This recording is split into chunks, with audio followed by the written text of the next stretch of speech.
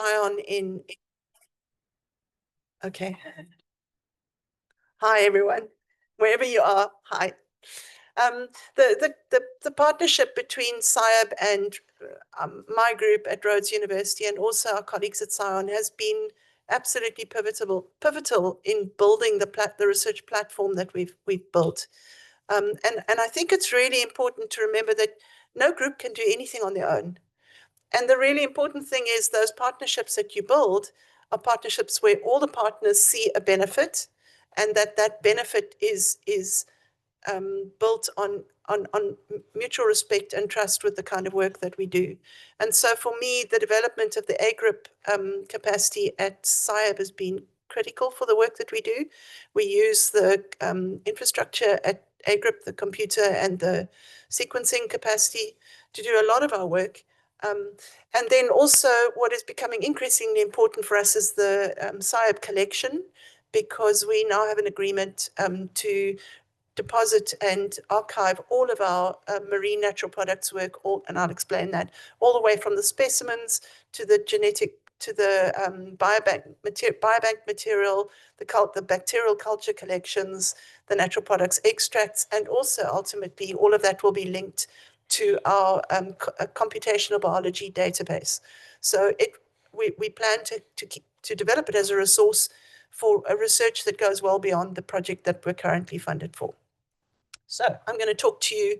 I know that there are very few microbiologists here, except for my homies who are sitting in the back. No difficult questions, please. And so I've pitched this for a multidisciplinary audience, and there is some detail in the slides, but I'm not going to beat about it too much because I'd rather give you the big picture. So maybe I should put my glasses on or look at the big screen.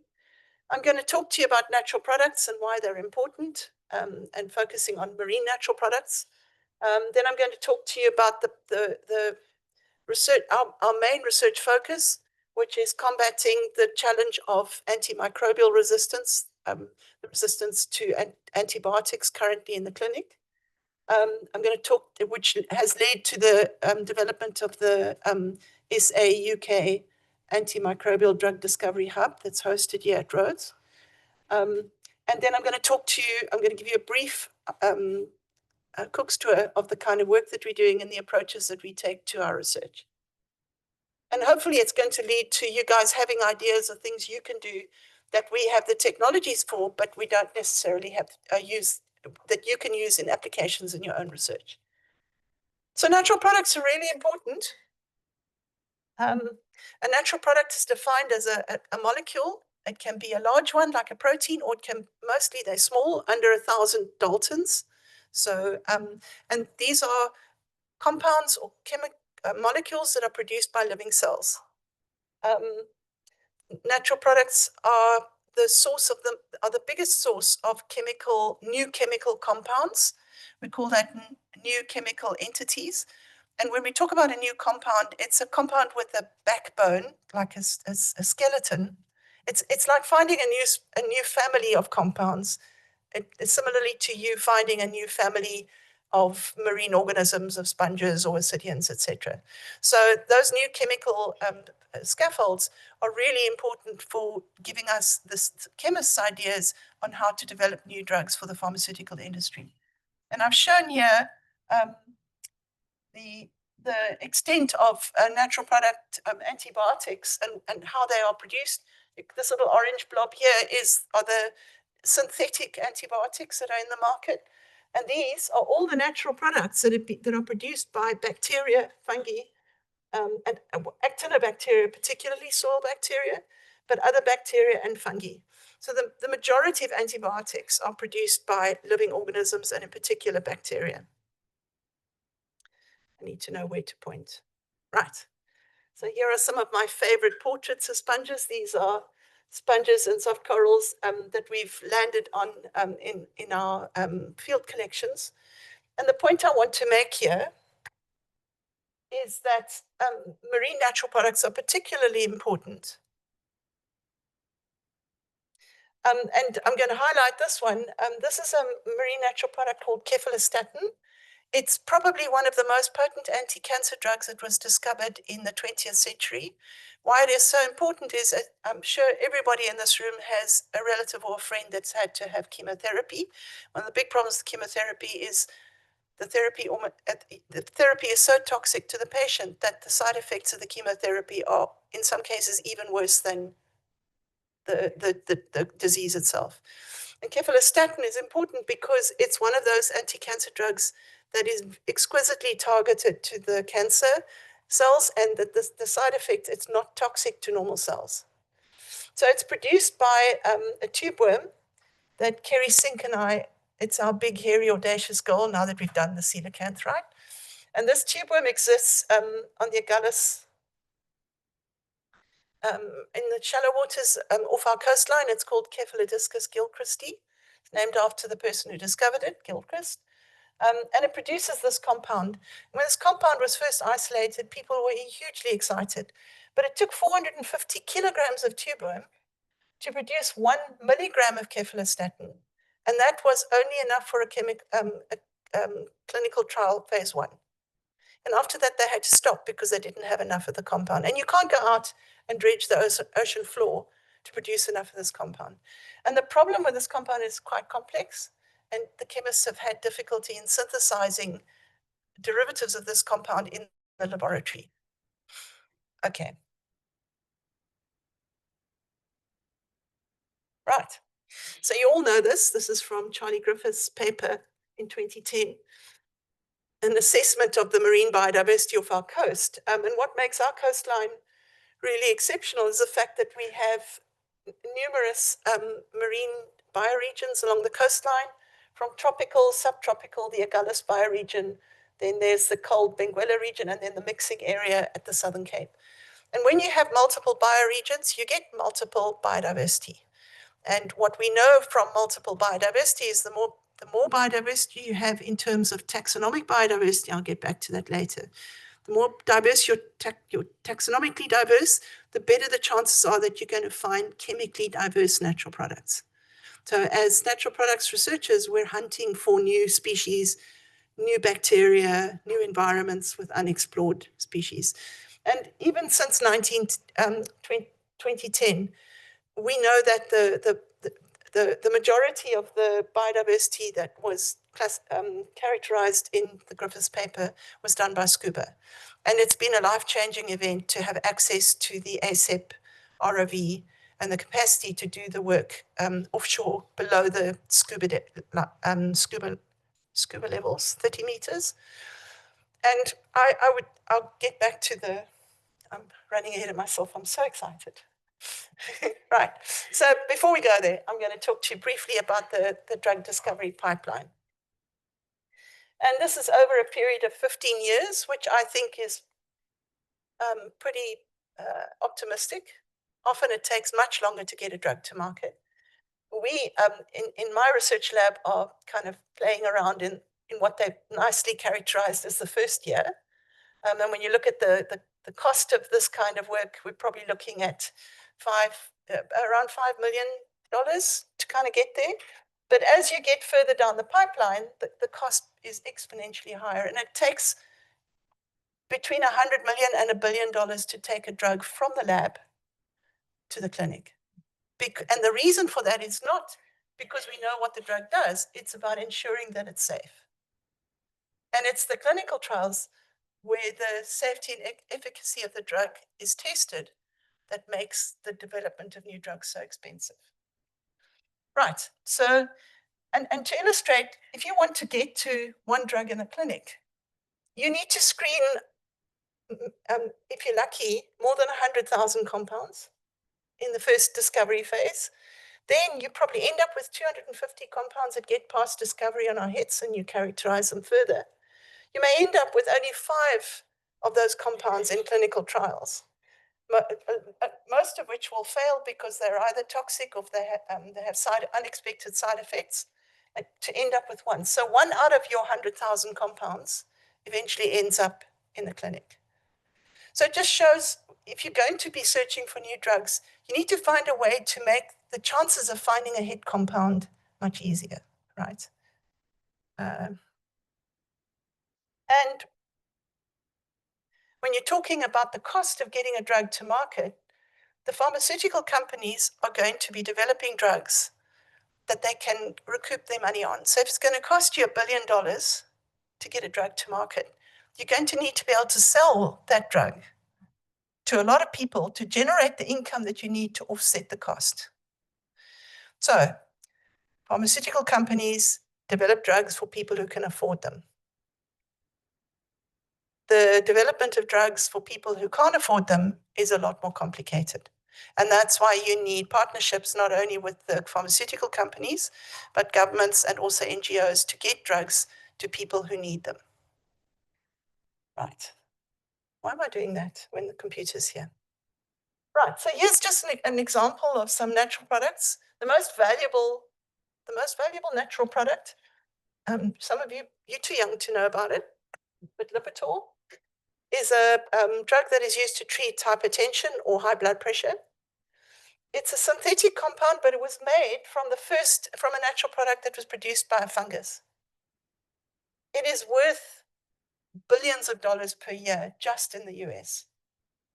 So it's a really profitable drug for the company that makes it. This Advair is an inhalable asthma drug, and it's one of the top. It's also a natural product, and it's one of the top 4 most profitable drugs currently in the market.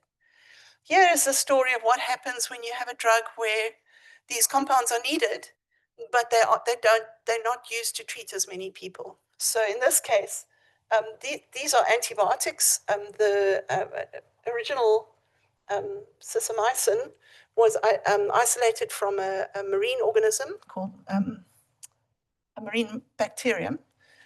It failed to make FDA approval in the US, and so it made FDA approval elsewhere, but the company couldn't get it into the US. So they had to make it a derivative, which was eventually approved in 2019. But by the time the company had done the development and got the approval, the 80 million, the amount of money that there was turnover for this drug every year was not enough to cover the cost of developing the drug. And so the company went bankrupt and the drug has disappeared. This is not the fault of the pharmaceutical industry. Most of you who have family who have pension funds will not know that those pension funds invest in the pharmaceutical industry. And for those people who've invested in the pharmaceutical industry, if you ask your pension fund not to worry if there's no payment from the investment, there will be a great deal of resistance. So what we need to do is find ways of getting these low-value drugs into the market, because antibiotics are in this particular classification. So why should we be worried about antimicrobial resistance? Well, in 2019, more than 1 million people died directly of infections with bacteria that were resistant to the antibiotics in the market, in the clinic.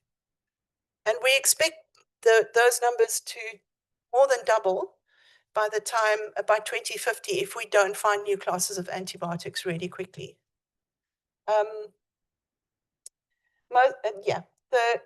I've put up some big numbers here, but the losses due to antimicrobial resistant infections run into trillions of US dollars. And those trillions of US dollars include the cost of healthcare, of having somebody in the hospital on a drip on very expensive antibiotics, and also the cost of not having them be able to work. And unfortunately, the greatest burden of antimicrobial resistance is in the global south. So we at Sub-Saharan Africa and Southeast Asia are bearing the brunt of the infections. This number of people that die from antibiotic-resistant infections every year, it's more than the combined fatality due to HIV, AIDS, and malaria every year. So antimicrobial resistance is now one of the top 10 health threats in the world. And the reason that there's a problem is we don't have any new antibiotics. We have very few new antibiotics in the pipeline, and the cost of getting those to the people who need them. So South Africa and the United Kingdom, through the Newton Fund, developed an accelerator program. So it was a special fund that was put together to drive the building, to drive the capacity to do antibiotic discovery research. And there was a big bidding for the funding, and the two smallest universities in the whole that applied, ourselves and the University of Plymouth, were successful in bidding for this program. So it was launched in 2020 in the middle of the COVID pandemic. And we've been going now since then. We're in our second round of funding, and our aim is to develop a platform for cutting edge antimicrobial discovery research, and to build infrastructure and especially human capacity to support drug discovery now in our labs and also in the future in the region.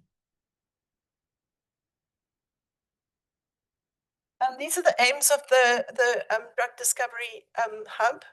The most important aim is to produce new compounds that can go into the market as lead compounds.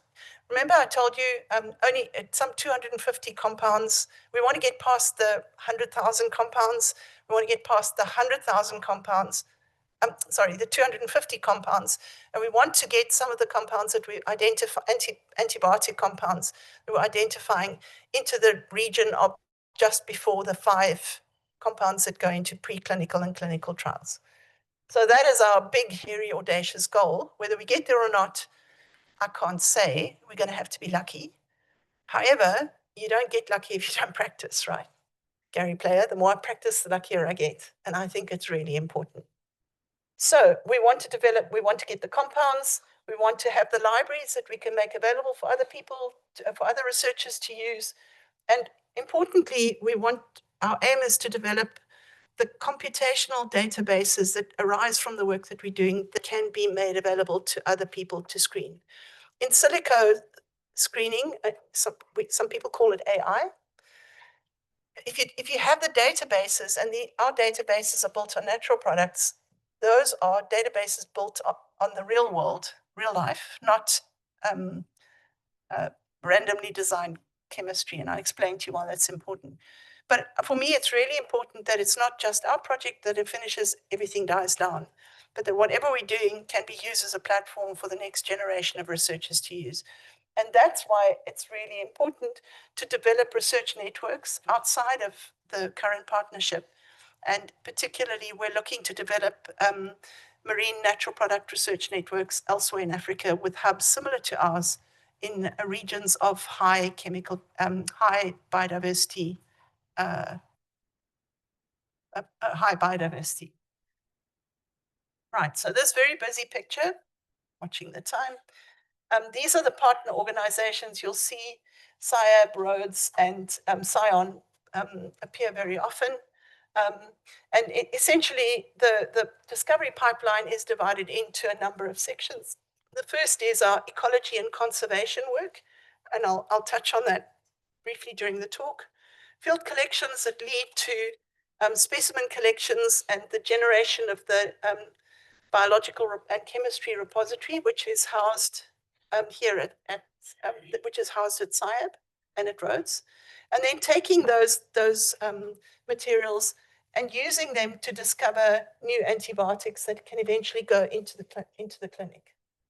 And in parallel to the chemistry, which is the isolation of the compounds that are active, we're also doing a lot of genomic analysis. We want to know how these compounds are made by the living organisms. And metabolomic analysis, which is the use of the fingerprinting the chemical molecules using mass spectrometry. And so you guys a lot of you do metabar coding, where you look at barcodes to identify taxonomic identification, looking at genes.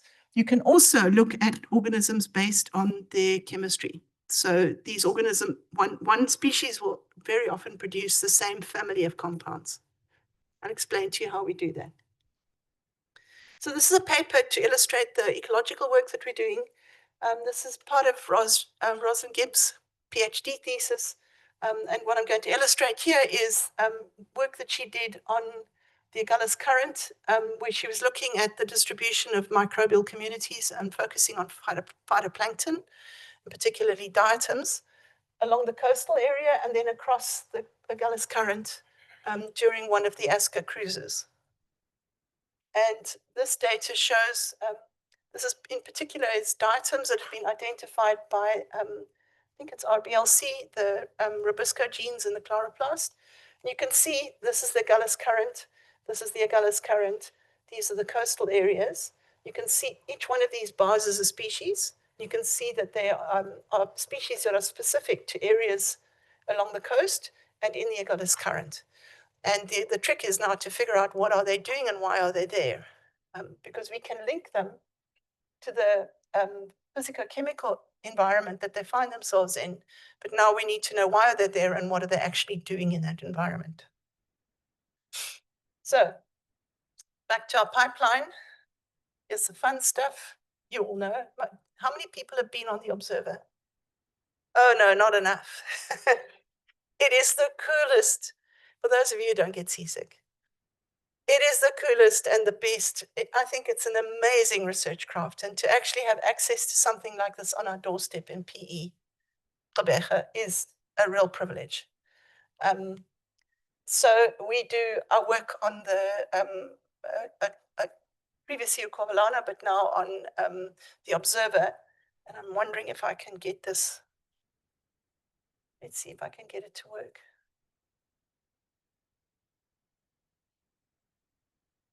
I don't think I'm going to be able to get this to work. But on the left here is the ROV, my favorite. It's not a toy, but my favorite thing. Other than the mass spec that's running up in the lab. And this, no, it's not going to work. Okay. So the ROV has a collection arm. It's managed on the boat, and we can see it. I see nods there from somebody who's been on the boat. You can see where you are by the video camera, and then there is a joystick that you can manipulate both the ROV and the arm that is in the front to collect one sponge at a time. And then those whatever you're collecting get put into this. Officially, it's called a garage, but actually it's a piece of plumbing from a toilet plumbing setup. And you basically take the arm and drop it in there, and then and fold the arm away. And then when the ROV comes up to the surface, the water pushes your sample down to the bottom. If you're lucky, it doesn't float away, but you can pick them up. And then when you get to the top, you end up with a basket of specimens. Technically, this is not a good representation of how we do things because we try to collect each one separately because we now know that if you mix them up, you can get natural products from one sponge contaminating the other. We go to the lab in the evening, driving back via the Nacha to get a pie. And then the home team then spends time in the lab processing the samples. So this is our overall sample prep protocol. I'm just going to run through it very briefly. So up there you can see the collection. We make chemical extracts in an organic solvent. Usually it's methanol. And you can see each of these little vials. This is a selection of tzitzikama sponges, but you can see the color of the extracts are different.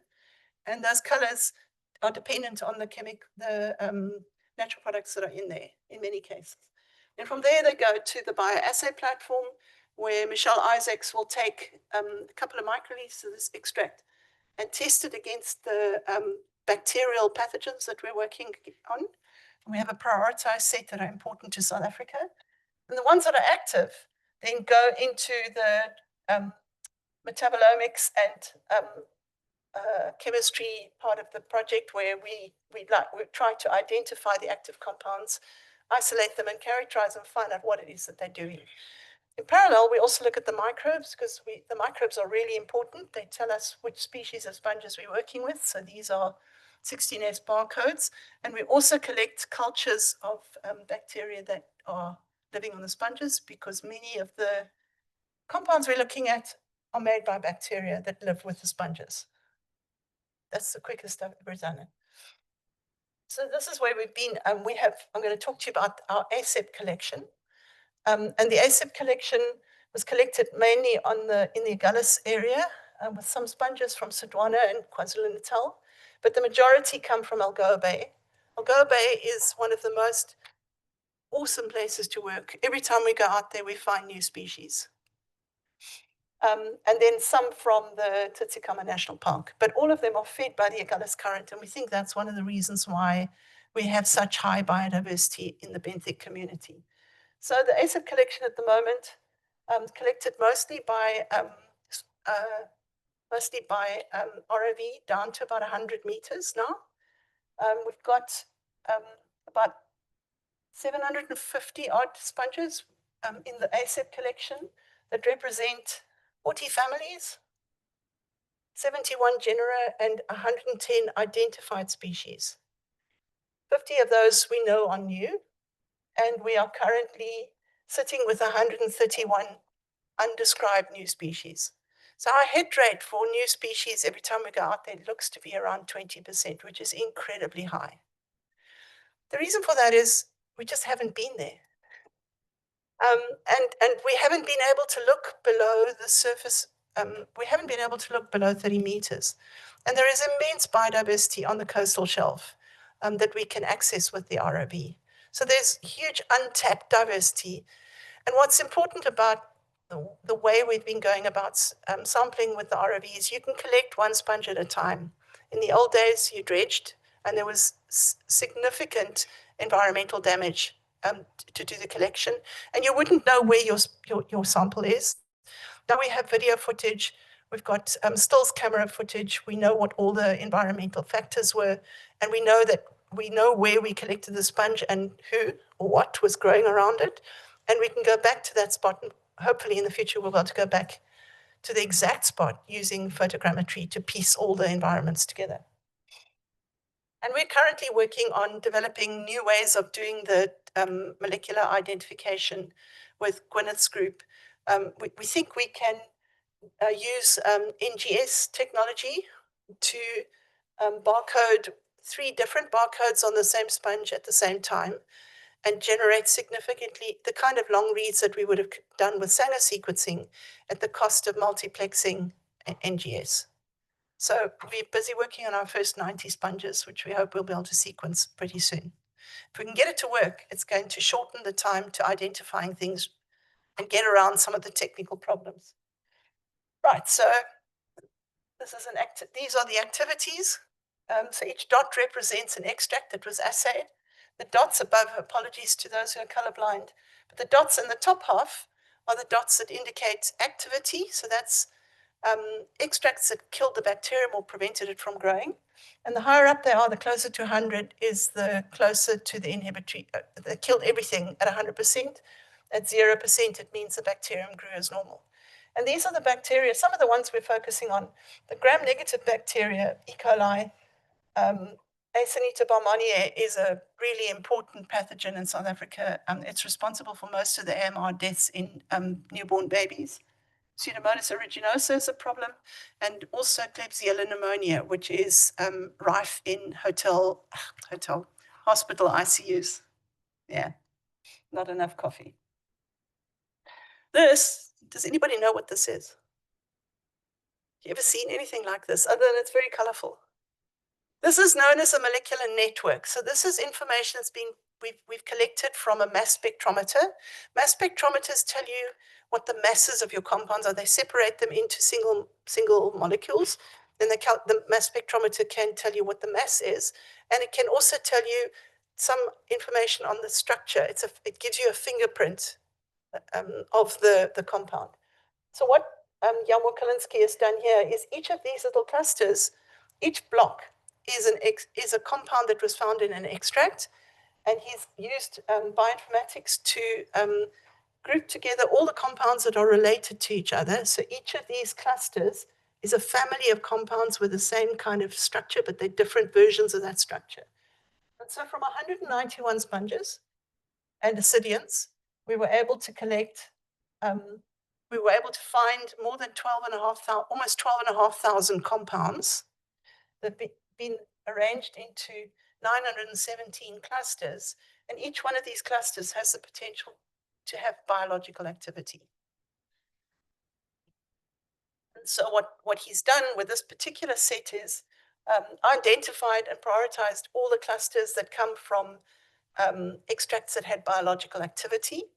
And then we went ahead as a proof of concept and extracted and isolated compounds from those particular clusters. So the shaded ones are clusters that we identified, and we were able to prove that what we thought was there actually is there by isolating the compounds.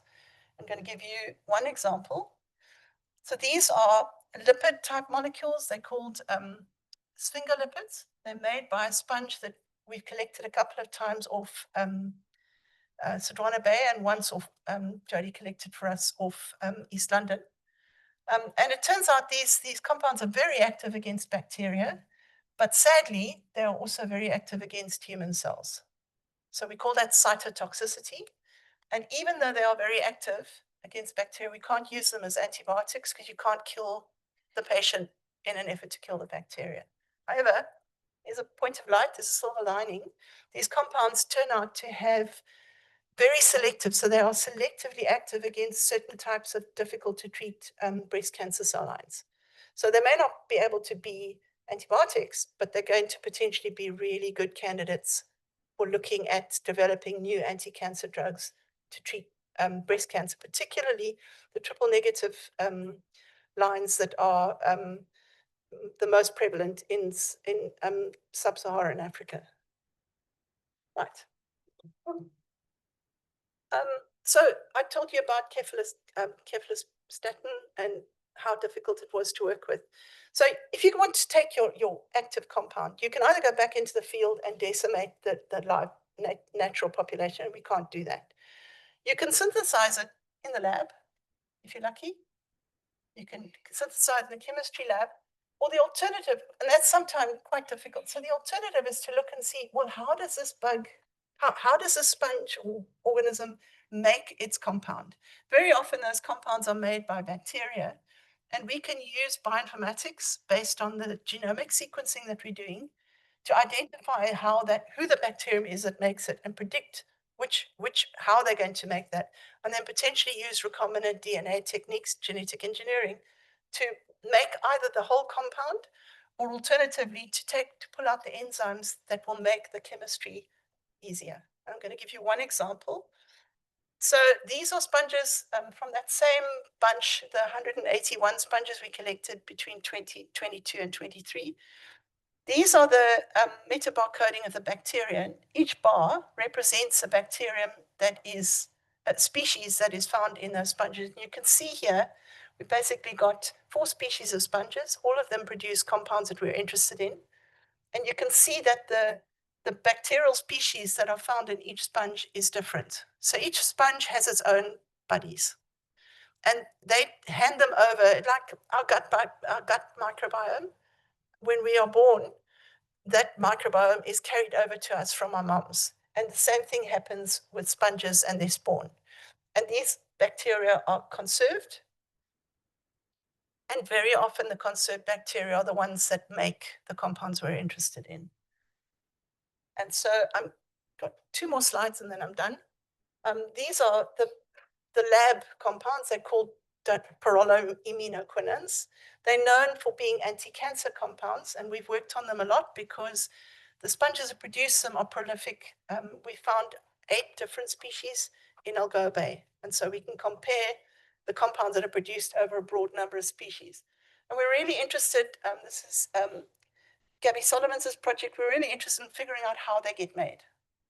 And so what Gabby's done, together with our collaborator Sam Waterworth, is to look at the bacteria that are present, the genomes of the bacteria that are present in the sponges, then use bioinformatics to predict how those bacteria, find the bacteria that potentially have what we call biosynthetic gene clusters.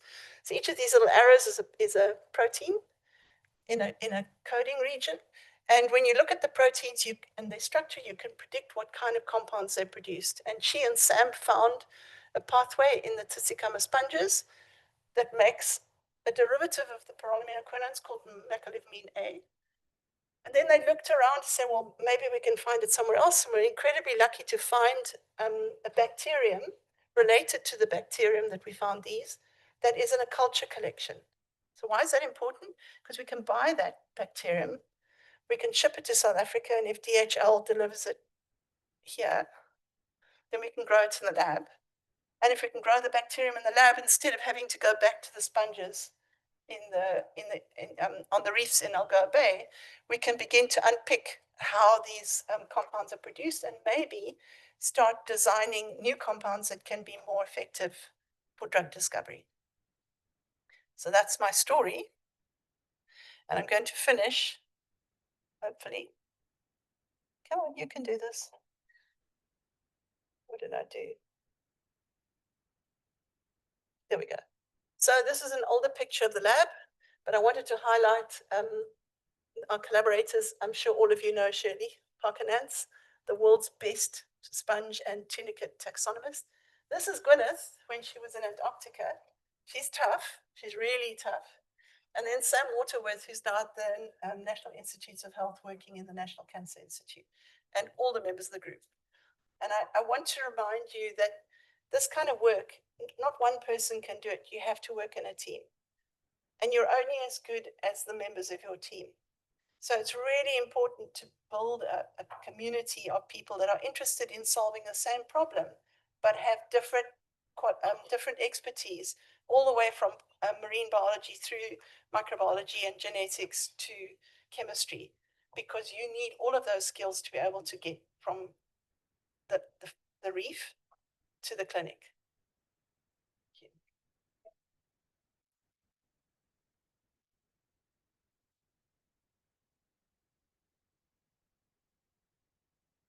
Thank you very much, Prof. Dorrington. That was a very interesting talk. Enjoyed it thoroughly. We've got time for one question, unfortunately. Don't have time for much more than that, but if anyone's got a burning question they would like to ask Professor Dorrington, back there. Yes. Good afternoon, Professor. I'm just gonna start off by saying, hi. I'm very impressed with your career. Like what you're doing is really cool. I just had a question about the antimicrobial resistance. Do you know why there isn't much research? At least not really encouraged to go into bacteriophage therapy as an alternative to try and create like synthetic antibiotics, because it is a bit expensive, but wouldn't bacteriophage therapy be cheaper and easier to do? Yeah, I think bacteriophages have a great deal of promise, but remember I showed you what it takes to get just a small molecule into the clinic. The problem with working with what we call biologicals or a phage is the amount of safety testing you have to do. And the problem with bacteriophages is because they replicate, they can mutate. And so you need to be sure that what you start with in the lab is what you finish with when you've created great big vats of them. And that's one of the big problems with using a living organism as a biocontrol agent, as a medicine. Thank you so much, Prof. Yeah, yeah. It's expensive. It's just really expensive. Thank you. And give another round of applause. Thank you very much.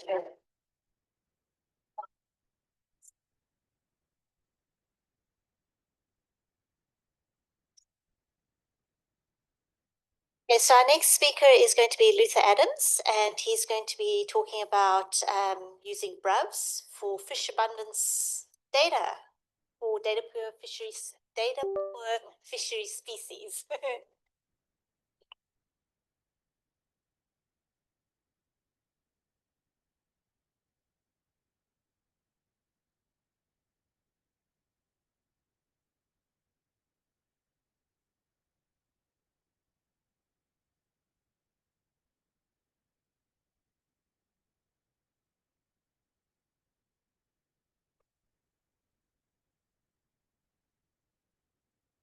Awesome. Hi, everyone. I am Luther. Today, I'll be talking about some serendipitous science that happened about a couple of months ago. This is now part of my PhD thesis, but before I started this, it was not. But let's get into it. So yeah, this is the problem. For many of our fish species, we do not have catch data to understand the structure of their populations. Fortunately, we have BRUVs. It's kind of part of the problem. We collect a lot of browse, and it takes a long time to process all of this. And it takes a lot of skill to do this too. But fortunately, there are ways to automate this. So the solution is to leverage deep learning to derive the abundance metrics from Brav data. And some of the two abundance metrics that are used, the most common one, which is max n, which is the frame with the maximum number of a fish in a particular sample, and then meat counts, which is used about like 2% of the research. And this is more laborious to collect, but with deep learning, this should be a bit easier. So yeah, the fish that I'm looking at is the 74 sea bream. It was one of the more common sparrowed species that was in our line fishery about 100 years ago. The landlord that I've been staying at for the past week and a half remembers eating them. They are 3 times my senior, just so you know. But basically what happened is by the late 1990s, the fishery had to be closed, and because it's been illegal to catch this fish, it's been difficult to get catch data to do a stock assessment. But fortunately, my supervisor and his team have been collecting stereo browse, which allow for accurate length measurements underwater for more than a decade now. So as a biologist, when we see browse, we want to count the fish, we want to look at diversity and see how they relate to the environment. Computer scientists want to advance architectures and solve computer vision problems. And I've worked at the precipice of these two fields for about the past 3 or 4 years. And what I found that what they have in common is image data. And that is why about a couple of months back, I just decided, let me try to make a model to automate the abundance metrics of 74. So to do this, I trained a model and evaluated and to see how well it performs across the different browse. And then once I built the model, I wrote some code to compare the automated versus the max ends that have been collected by people from the browse.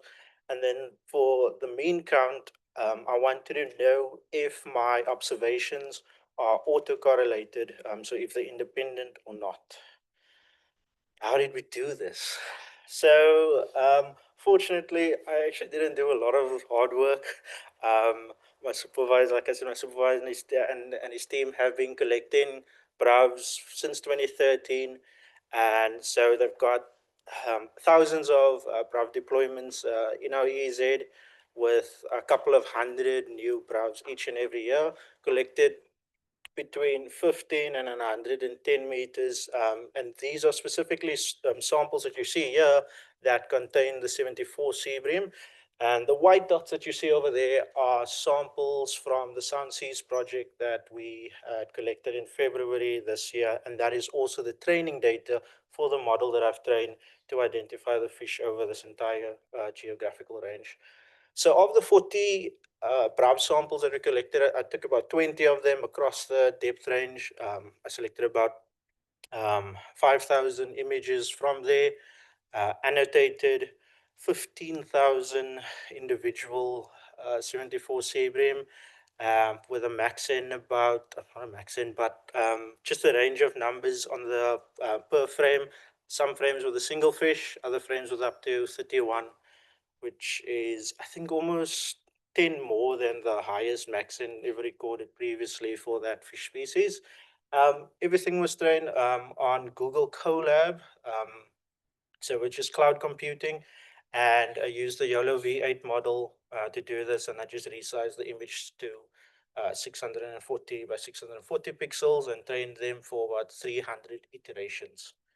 But did it work? So as you can see, it didn't perform too bad. The accuracy of the model is about overall 92%.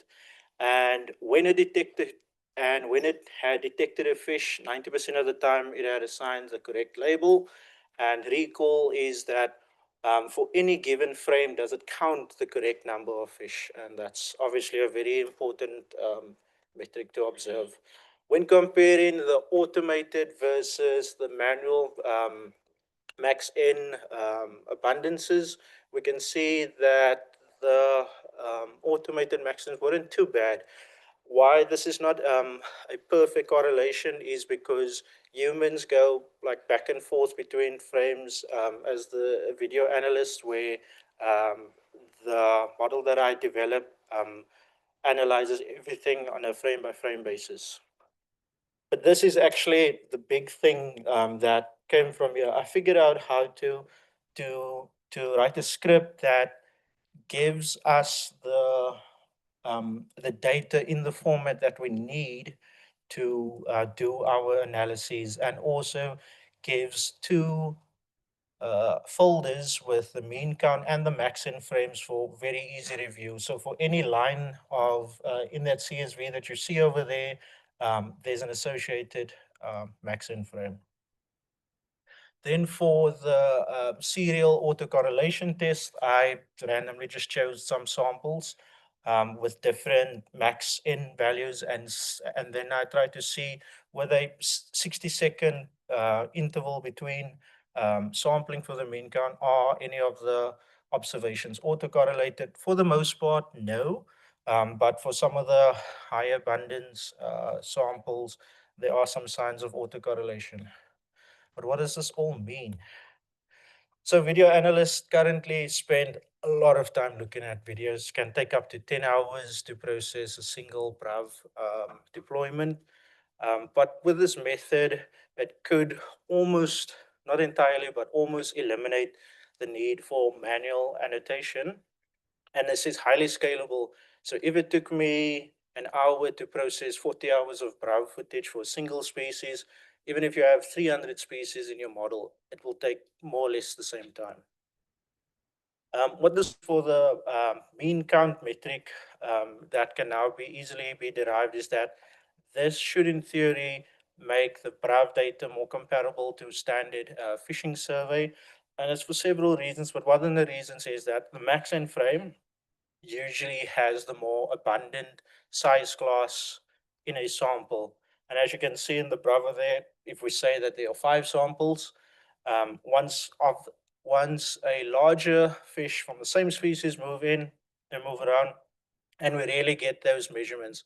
But now with this method, we should to some extent be able to now find smaller and larger fish within the same sample, so we can better have a better representation of the size frequency of the fish of any given species in that sample.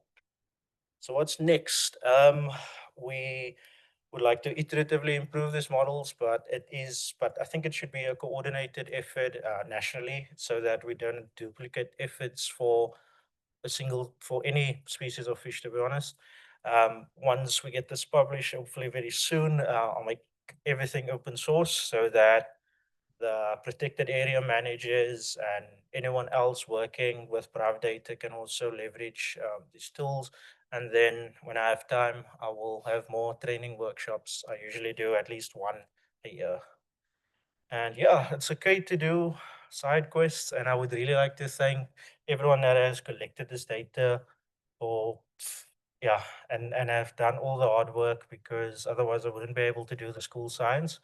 And just to show, like after SAMS earlier this year, I just played around and added a few more species. Very minimal data, but it still performs fairly well. So there are quick gains to be made, but it takes some training to do so. Thank you.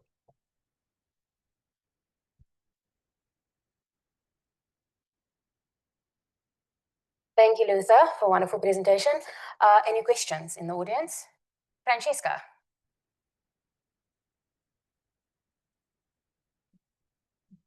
Thanks so much, Luther. Great job. I've got a question that I don't know if it applies only for the training for machine learning or in general when you do this type of work.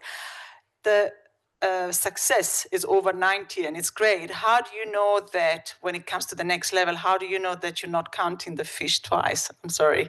This is maybe a silly question for the experts, Brab, in the room. So that is one of the issues with using the mean count metric, is that you're not robust to overcounting. So you could count the same individual twice. What we're thinking of a way to get around that is because we can measure the fish, we can see if we are measuring the same fish consecutively over the frames, because otherwise then obviously our fish measurements won't be independent, but we're still exploring that. Yes. One last question.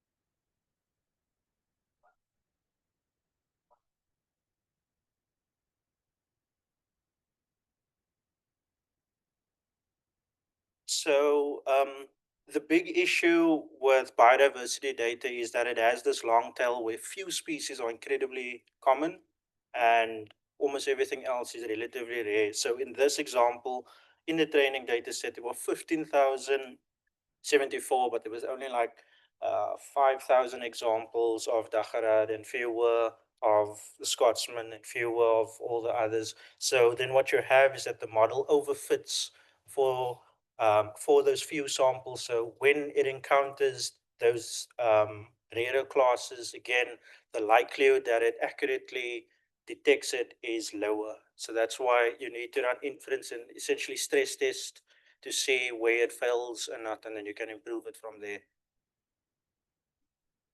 Thank you so much. Okay, I would like to welcome our next speaker, Matsabane, that will be talking about mapping knowledge mobilization pathways to improve line fisheries governance. Thank you.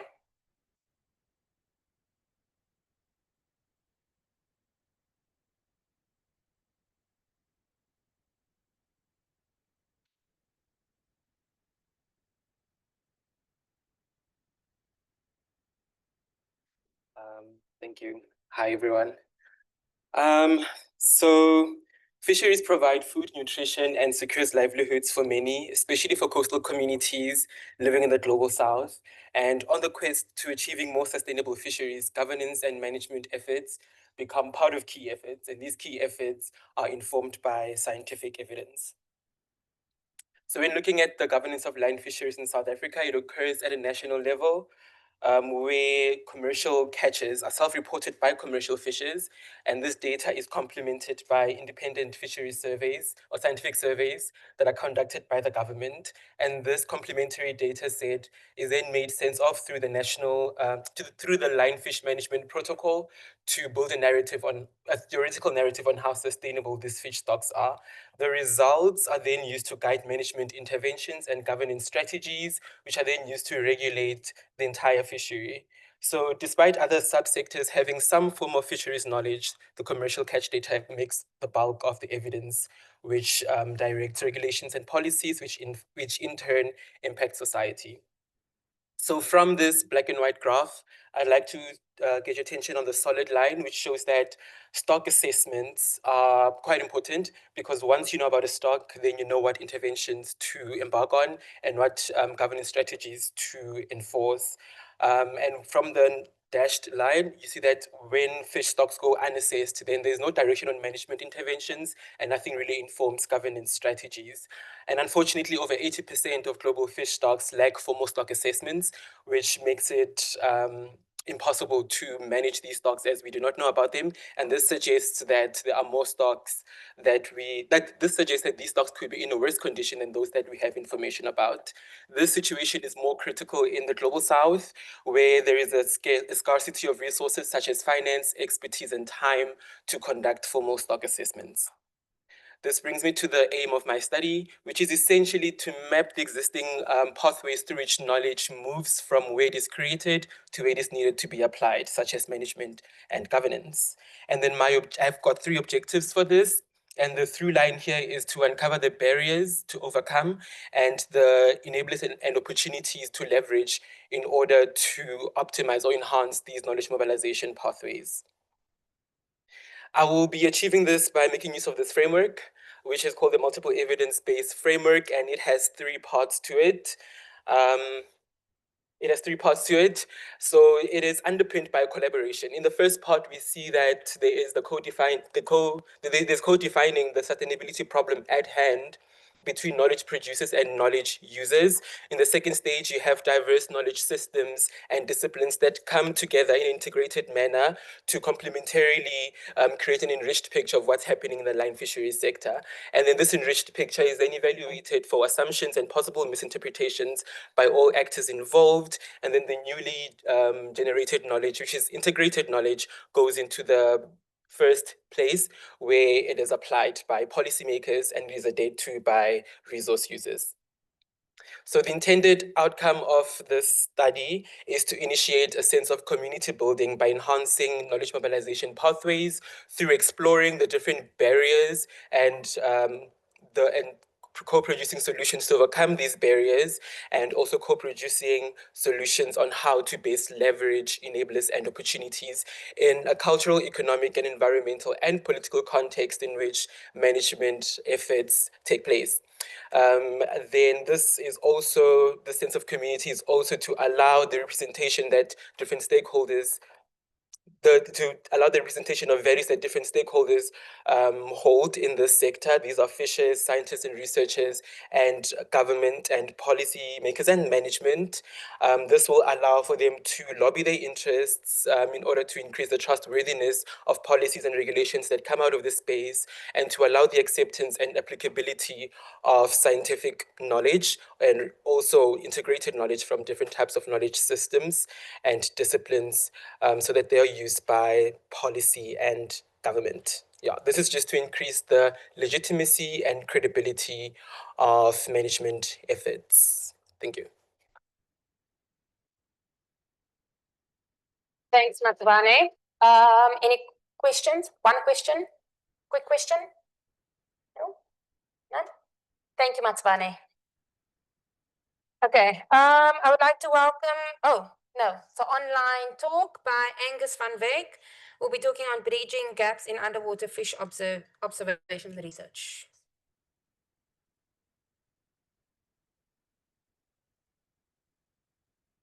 Good morning, everyone.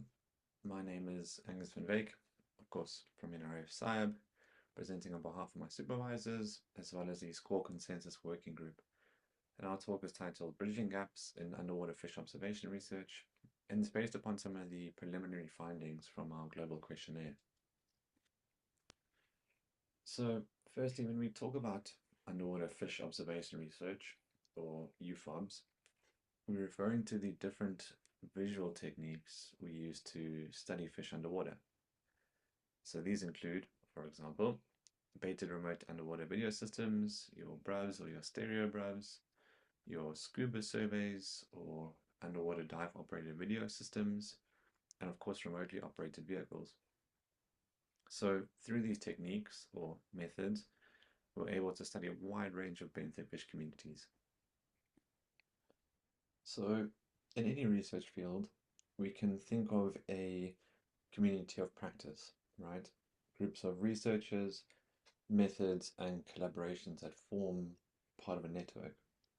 So we have already studied the formal side of this community, and what we saw was a diverse global field, so spanning multiple methods, themes, different habitats, and a number of countries. So this diversity is a real strength. We generate data across large vertical, spatial, and temporal scales. But at the same time, the diversity of methods and the lack of alignment across them, together with a somewhat fragmented community, create a number of challenges for how knowledge is connected and mobilized. So we know we're a diverse community, collecting a wealth of data. So the real question is, what do we actually do with all this data or knowledge? And that is where the idea of knowledge mobilization comes in. So mobilization is about moving knowledge beyond the act of just research itself. But in a community like ours, we really need to ask ourselves, mobilizing towards what exactly? So one clear endpoint are global observation platforms.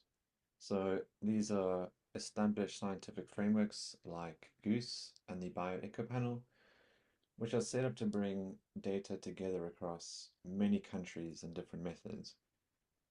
So they provide us with structures like essential ocean variables, or EOVs, which define the core information we need on fish. So for us, this means data on abundance, biomass, community composition, and length frequencies. And all this needs to be collected consistently across depths, broad spatial scales, and through time. So mobilizing our community's knowledge towards EOVs is a pretty good, strong endpoint. It gives us a common framework and helps us ensure that the work we do contributes to global observing goals.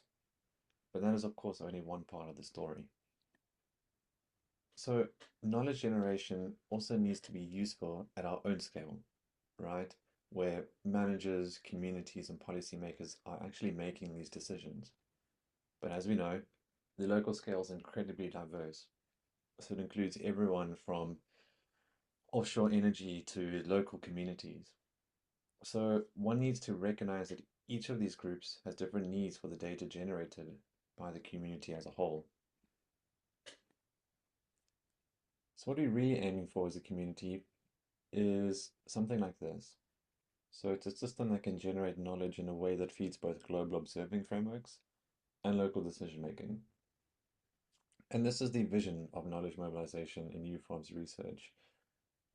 But of course, getting there is not straightforward, and we needed to better understand what exactly we're dealing with. So to try and attain a better understanding of these challenges and of course opportunities, we thought a good way forward was to circulate a global questionnaire. So this was an online questionnaire made up of 28 questions with a mix between structured and open-ended questions. And we used a two-phase purposive sampling strategy. So first we targeted at experienced practitioners, then we opened it up to the broader community to try and capture sort of the diversity of everyday practice, so including students and international researchers and people in industry. So this approach gave us a balance between depth, breadth, and a degree of inclusivity. So when you run a questionnaire like this, one of the really fun parts, for those that find this sort of thing fun, is that you collect a wealth of interesting descriptive information. So who, what, and where we are all working. And while this is fascinating, and I could probably spend my whole time here chatting about these results, our aim was to dig a little deeper than this. So to do this, we used exploratory factor analysis on our mobilization-related variables from the questionnaire. So these included questions surrounding network membership, group participation, national and international connectedness levels, whether or not participants used length data, whether or not they adhered to standard operating procedures or SOPs, and whether or not respondents were able to achieve their full EOV coverage. So the point here was not just to look at each variable in isolation, but to see if there were any underlying dimensions that could explain patterns across the full community, perhaps some that we weren't aware of. And what we found is that these variables cluster into three main factors, which together explained quite a bit of the variation. So these three factors, or pillars as we can call them, are collaboration, which reflects how well connected respondents were through the networks and various partnerships. Capacity, which reflects the tools and resources to generate complete data sets. And standardization, which reflects adherence to protocols and best practices that make datasets comparable. So it's really useful to build a framework like this, or to have some pillars like this, right? Collaboration, capacity, and standardization. because it gives us a scaffold to understand where the pressure points are. But of course, frameworks alone are not enough. So what is quite powerful here is being able to feed in the long form responses from the community so that we could turn some of these pressure points into actionable steps. So for collaboration, we saw that almost half the respondents were not part of any recognized networks, and many highlighted weak cross-boundary collaboration. We also saw pretty low levels of a feeling of national connectedness and even lower levels of international connectedness. So of course, one of the action points here is to build and strengthen networking platforms to try and reduce some of this isolation. For capacity, more than a third of the respondents did not collect length data, which is required for full EOB coverage.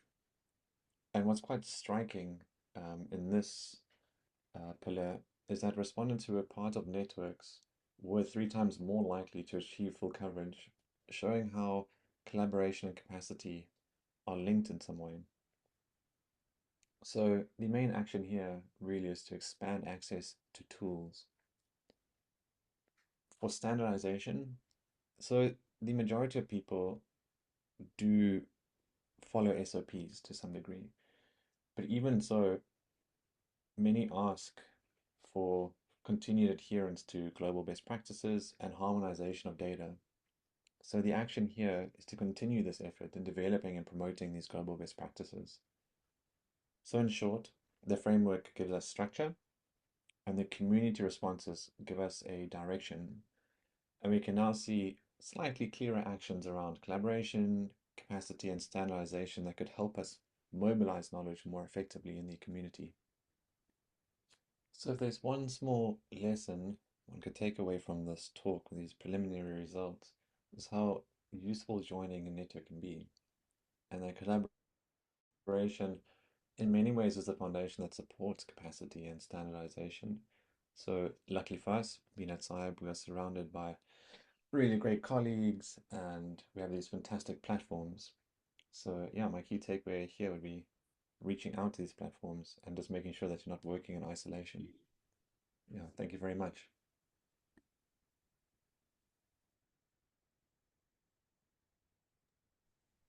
Thank you, Angus. We have some time for questions. Is Angus online? Okay. Any questions? Hi, Angus.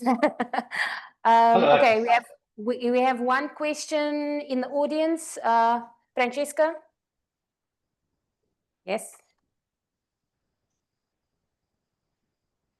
Thanks. I get to see nicely from up here. Thanks, Angus. I just got a question. Have you ever encountered the risk that people don't agree or different communities don't agree on those EOV, and so negotiation or some sort of discussion around that might complicate advancing those collaboration capacity and standardization that you are aiming for? Thanks.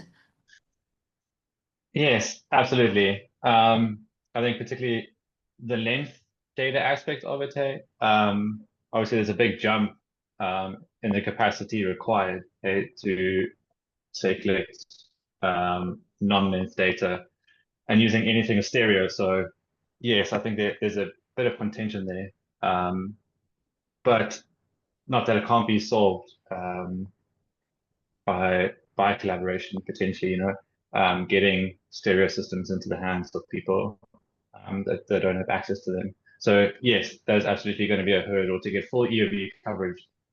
Takes quite a bit of effort. But yeah, it was just a kind of a nice, neat endpoint to start and to sort of start the discussion. But yeah, that'll definitely have to come into play. Thanks, Francesca.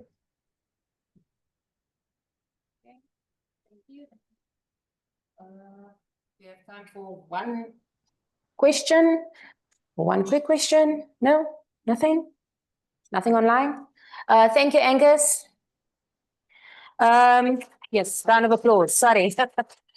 Okay, I would like to welcome our next speaker, Thomas, who will be speaking on the spatial connectivity of an important marine fishery species using acoustic telemetry.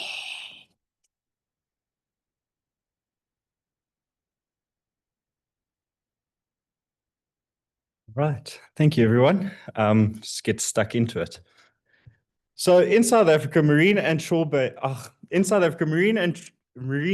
and estuarine fisheries are placing considerable effort on pressure on marine and estuarine resources. Both these fisheries are poorly governed and struggle with compliance and regulations such as bag and size limits. This poses one of the greatest sustainability threats to the dusky cob, to our estuarine-dependent species, as well as a major threat to the dusky cob, the most targeted estuarine-dependent species of both these fisheries. And then anglers from both fisheries have, however, been found to be more compliant with spatial protection regulations. So the dusky cob Argyrosomus japonicus is a coastal cyanid species that can reach up to 2 meters in length and weigh up to 80 kilograms. They are known to have complex life histories which include a juvenile estuarine phase, late growth, slow maturity, and predictable behavior. The stock status of dusky cob was described as collapsed more than 25 years ago, and catch rates have continued to decline.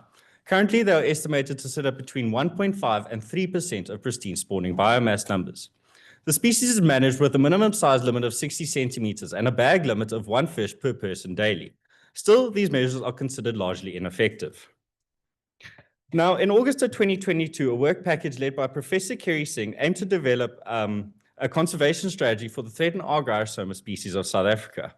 This yielded an extensive list of threats, objectives, action plans, and research gaps that would contribute to the recovery of the Argyrosomus species. I look towards objectives 3 and 5 and how we could possibly fill these gaps. Now, first we need to see what is known and where these gaps are. South Africa has an extensive network of FPAs, yet the efficacy of many of them remains largely unassessed. There are also no formal estuarine protection areas that currently exist. Other effective conservation measures, or OECM, such as catch and release zone, have been suggested as context-specific alternatives that balance ecological needs and socio-economic realities. Now, in order to inform on effective spatial management of dusky cob, we need some vital information from them. And this is residency, connectivity, home ranges, and core areas. However, all of this information is restricted to one short-term study that occurred in the Eastern Cape. Currently, there is no quantitative data on home ranges and core areas. Limited evidence from the study found that separate estuarine and marine contingents exist, in which some individuals remain resident while others migrate, also known as partial migration. This reflected behavioral variability within the population. So now, in order to fill these gaps, we set out to examine the movement behavior of estuarine and marine tagged dusky cob within the Breda River estuary and the De Hoop MPA to inform on best management practices for the areas. Our objectives were to investigate the residency and connectivity of estuarine and marine environments by estuarine and marine tagged fish. Next was to identify home ranges and core areas of estuarine and marine tagged fish to gain a better understanding of their spatial use. And then lastly, to provide relevant information required by conservation planners and managers. Now, the study site chosen was the Breda River estuary system, as well as the adjacent marine environment of St. Sebastian Bay, the De Hoop MPA, as well as from the western boundary of the MPA to Straits Bay. A total of 35 acoustic receivers were strategically placed across the marine and estuarine environment. Tagging in the estuary occurred between the 3rd of January 2016 and the 10th of September 2018, and tagging of the marine fish occurred on the 15th and 16th of December in 2018. This was all done using conventional tagging methods.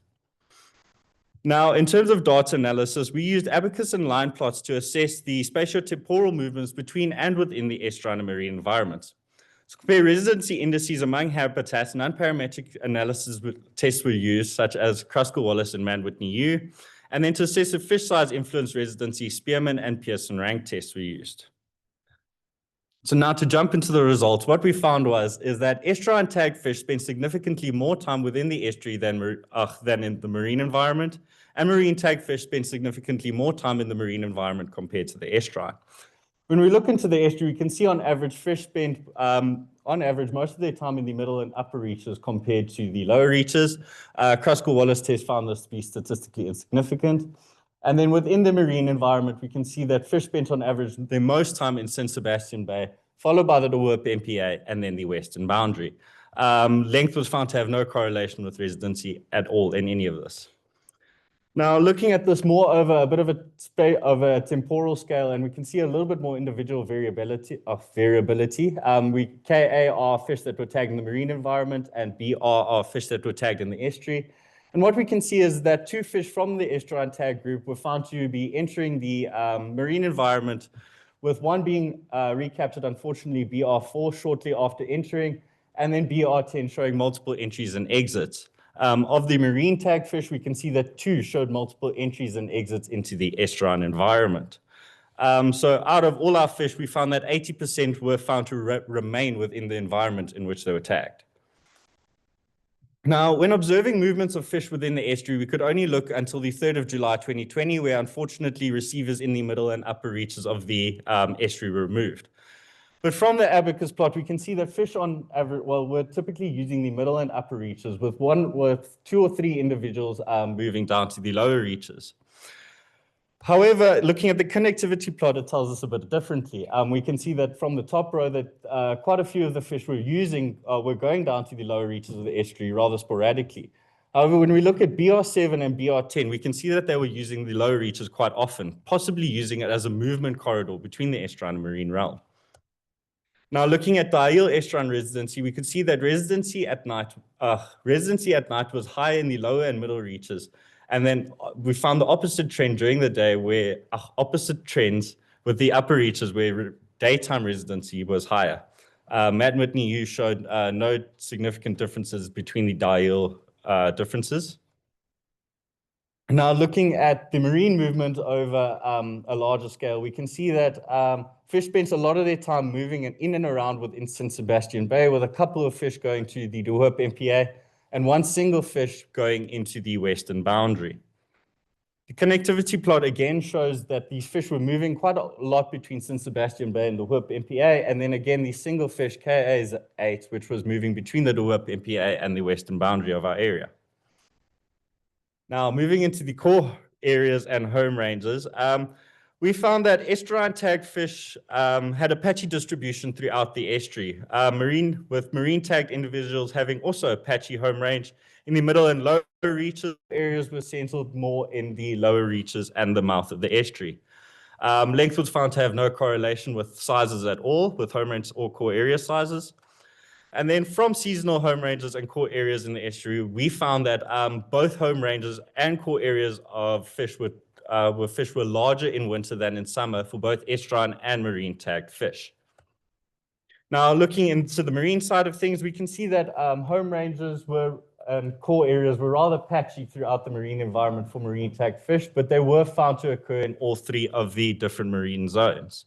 The single estuarine tagged fish was found to be in St. Sebastian Bay and seemed to like staying there. Length was found to have no impact on any of the sizes at all in the marine environment. And then looking at things seasonally, we could see that De Hoop MPA tagged fish, so the marine tag bunch, had an expanded home ranges and core areas during winter. Now, moving into the discussion side of things, so what we found, so from the results of our study, we can see evidence of the existence of separate marine and estuarine contingents in this area. There also exists evidence of partial migration existing within both the estuarine and marine contingent.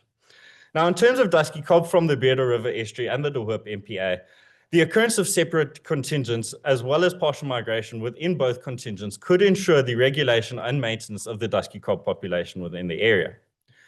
The estuarine contingent within the study showed that out of the 6 reported recaptures, 5 occurred within the marine environment. This, along with the large amount of use all the way up the estuary, shows the vulnerability of these fish within the estuarine contingent, particularly the individuals which show more resident behavior than to the exploratory. Okay. Within the estuary, home ranges indicated that both tagging groups utilized the entire range of the estuary. Core areas for De Hoop MPA tagged fish were found in the mouth of the estuary, whilst Breeder tagged fish showed a patchy core area over the entire range of the estuary, overlapping with marine tagged fish in the lower and middle reaches. This highlights the importance of possibly protecting the middle and lower reaches. Now, core areas and home ranges in the marine environment were shown to exist in all 3 of the different marine zones for marine tagged fish, whilst the only estuarine tagged fish was found in St. Sebastian Bay. This highlights the importance of the adjacent marine environment to the estuarine contingent. So in conclusion, just some take-home messages. We found that there was evidence supporting the estuarine and marine contingent theory as well as partial migration. We found that residency, home ranges, core areas, and recaptures highlight the importance of the estuary and adjacent marine environment to dusky cob and the value in protecting these areas. And then lastly, effective protection of dusky cob requires management that accounts for all habitat use across the estuarine and marine realm, rather than focusing on them as single ecosystem units. And then just some last things that we hope that we get out the end of the study is a better understanding of the dusky cob's home range, core centers, and network corridors in the De Hoop, MPA, and Breda River estuary. We want to use this information to aid and inform Cape Nature on possible OECMs for better preservation of cob in the area. And then lastly, we would like to use the information to aid objectives 3 and 5 in the cob conservation strategy, which aims to achieve the GBF's target 3. And then just some big thank yous to Dr. JD for Malta for all the tagging and help, all my funders, SAIAB and the ATAP team for all the help with receivers, and then the Safer Lab team. And yeah, thank you very much. Thank you, Thomas. We have some time for questions. Any in the audience? Yes, Ant. I was just wondering about the OECMs. I know there's been a lot of work done by DFP and post recently trying to figure out what scope there is for them in South Africa. What is your? I've been out of. Sorry, I've been out of the loop for a bit. But what is your understanding of where we are in the process of OECMs and how likely we might be to be able to set up an OECM for a case like this? Well, it's tough to put a finger on it, but I mean, so at the moment it seems like it is a bit of a go ahead. Quite a lot of areas and a lot of the individual. So like, I mean, Cape Nature is the guys who are more in charge of the Cape and all of that sort of stuff. And it's not just like a government-based decision as far as I know. So from what I understand, a lot of them are looking towards them as possible measures. I mean, I know the Breda has already implemented the trawling ban, which falls out of marine living resources. So it's sort of an OECM of sort. And that, as far as I know, has been actually quite highly successful. So from what I understand, there is a bit of a drive towards it to actually start trying to get more OECMs in. Thanks, Ed. Thanks, Thomas. We have a question here in front. This might be an odd question, but do you have any theories as to why some of the individuals stick in the estuary and some always stay in the marine environment? So this goes back to quite a bit. Pity Amber's not here, but it's either to, I'm trying to think of the right words that she would put it in. It's either due back to genetics, or it's essentially what she describes it as a rescue effect. So as if the with having partial migration within both contingents, the impact of, let's say now if we lose the estuarine contingent due to, I don't know, something happening in the estuary, then the marine contingent could come in and repopulate the estuarine environment. So it's sort of a case of, yeah, a rescue buffer effect to kind of help the species come back. I don't know. That's my best understanding of it. Thanks. Thank you, Thomas. Can we have a round of applause? Next, I would like to welcome Luto Wetu, who will be talking about fish habitat associations in the marine region of the Knysna estuary.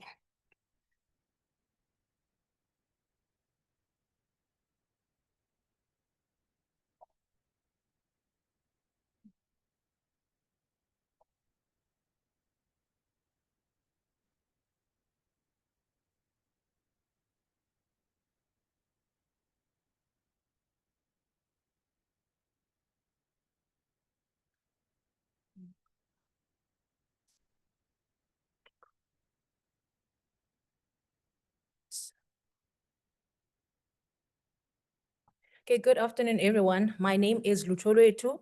Today, I'll be presenting the findings of my MSc research project titled Fish Habitat Associations in the Marine Bay region of the Knysna estuary. Estuarine ecosystems are widely known to be highly productive and that they serve an important necessary function for juvenile marine fish species. Within this system, there's a wide range of habitats that juvenile fish utilize as nursery areas. Juvenile habitats are referred to as nursery areas if they contribute higher recruits to adult population. Available literature on fine-scale habitat complexity highlights a positive correlation between structural complexity and fish species abundance and diversity, with structurally complex vegetated habitats linked to high food availability and structural refuge. And then sorry. Okay, available literature on fine-scale habitat habitat complexity highlights a positive correlation between structural complexity and juvenile fish species abundance and diversity. And juvenile fish within these habitats are going to have a successful growth and survival. The Neisner estuary which is the study of interest, the area of interest. It is the largest estuary system on the Southern Cape coastline. And this estuary system has been long recognized as one with the highest conservation importance in South Africa. Within this system, there is a large variety of habitats, some with an unknown nursery function, because most studies on estuarine habitats and nursery function in the Neisner estuary have focused on seagrass and salt marsh. Despite the ecological importance of estuarine habitats, they are regarded as estuaries. They're regarded as one of the most threatened systems globally. An example, critical habitats within estuaries are threatened by bait collection, development, and nutrient pollution. And also the occurrence of invasive species such as the red algae that is now taking over the Neisner estuary, and it occurs within the endemic seagrass Zostera capensis. So a previous study in the Neisner estuary that was conducted by Mickley-John 2023 assessed sub-adult and adult fish throughout the Neisner estuary, assessing priority areas in the systems. And then this study found that the Marine Bay and the Lagoon regions are the hotspots for juvenile fish, of which many of those juvenile fish are important fishery species. However, the fine-scale habitat-specific habitat-specific associations of the early recruitment fish are unknown, and also the necessary function of the red algae Asparagopsis texiformis is unknown.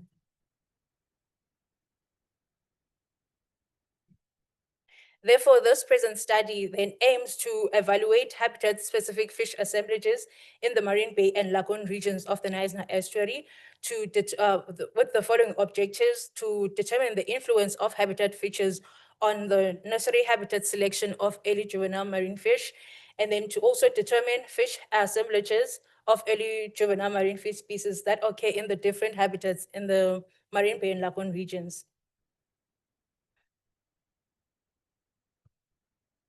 So the present study collected data in spring, summer, and winter using a small mesh seine net. During each sampling period, we caught fish in 13 sites in the shallow waters of the Marine Bay and Lagoon regions, and we recorded physicochemical parameters in every site that was sampled, and plant samples were collected using small quadrats, and then we measured the plant samples to determine structural complexity at the different vegetated sites. So to answer objective 1, we created a spatial map on ArcGIS to show how structural complexity varied across the seagrass habitats that were surveyed, since most of our sites were seagrass. And then we further examined the influence of seagrass structural complexity and presence of Asparagopsis texiformis and alva and other physicochemical parameters on juvenile fish using a Spearman's rank correlation on RStudio. To answer objective 2, we performed multivariate analysis to plot for NMDS plot, analysis of similarity, and Shannon diversity indices on Primer, and we also ran a univariate analysis on Statistica.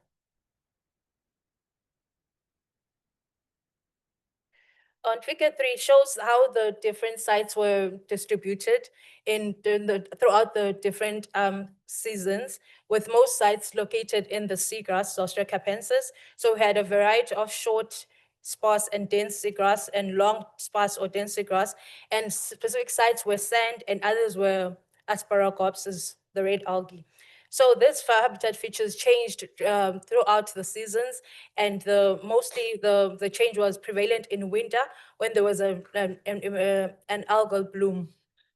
So because of that effect, we observed that there were sites that were dense, they were now sparse, and there were sand patches as well.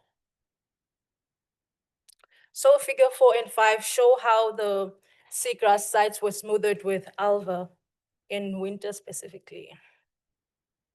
So figure 6 shows how the fish communities were distributed, and this figures this plots show that the fish communities were overlapping, and that shows that there were no distinct fish assemblages across the different habitats, and also this was the case for across the different regions and the different seasons.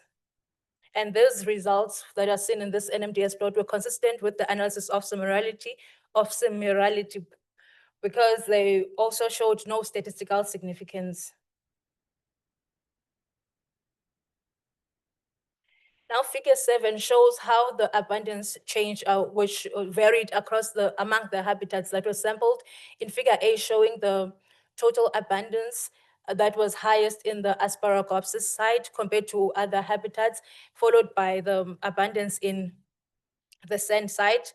And bar plot B showed how the Shannon diversity in the species diversity actually varied across the different habitats that were sampled. And the total abundance statistically showed no significant difference despite the observed differences. And however, the species diversity showed statistical significant difference across the habitats. So figure 8 shows habitat associations at species level, with Diplodocus capensis showing great association for both Asparagopsis and seagrass. And also Strepes showed a similar trend being associated with seagrass and Asparagopsis. And then we had Cape Stumpnose, which showed habitat association only with seagrass. And mallet species showed to have association with all habitats and being more abundant in the simpler habitats, which is sand and the short seagrass zostera. Table 1 shows the results of the Spearman's rank correlation, and there were no statistically significant correlation between across the habitat features for the marine estuarine opportunist. However, for the marine estuarine dependent species, there were significant correlations. So although at fish community, in conclusion, although there were at fish community level, the early juvenile marine fish species did not show statistically significant difference among the habitats that were surveyed. The red algae had the highest fish abundance, and statistically structurally complex vegetated habitats showed the highest species diversity compared to simpler habitats. And the marine estuarine dependent Lithognathus showed a significant negative correlation with dissolved oxygen, and the marine estuarine dependent Megalith, which dominated the simpler habitats, showed a positive correlation with season and the presence of alva. And the marine estuarine dependent Monodactylus falciformis showed that was caught in the seagrass zostera habitats, showed a significant positive correlation with turbidity. In terms of conservation spatial planning, these findings highlight the importance of conserving a mosaic of habitats within estuarine protected areas, as different habitats support distinct components of the juvenile fish community. Thank you.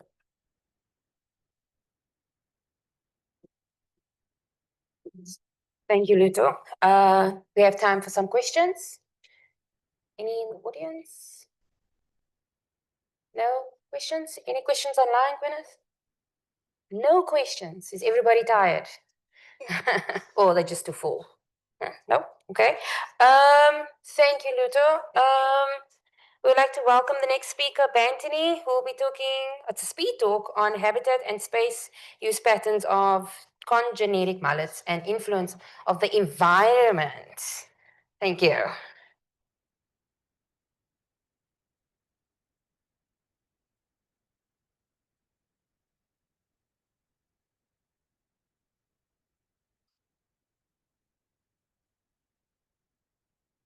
Okay, afternoon, everyone.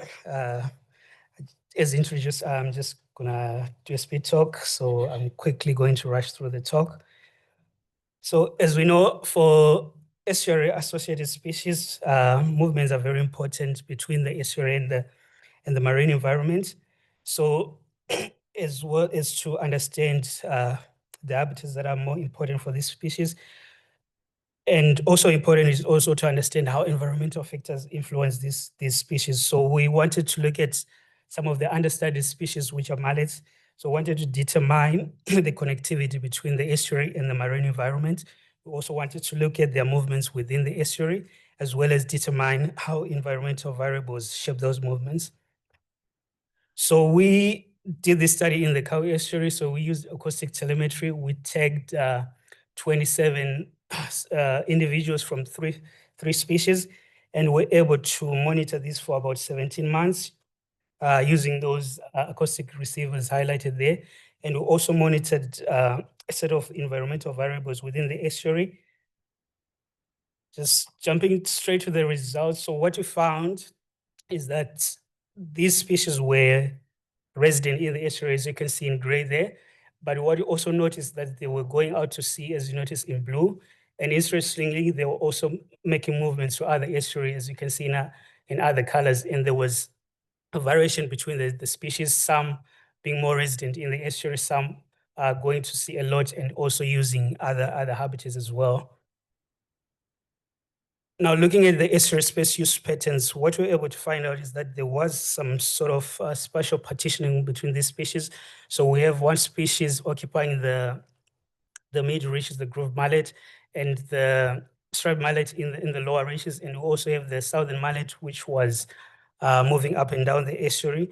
And you can see with where those regions were located with the receiver stations where they were spending most of the time.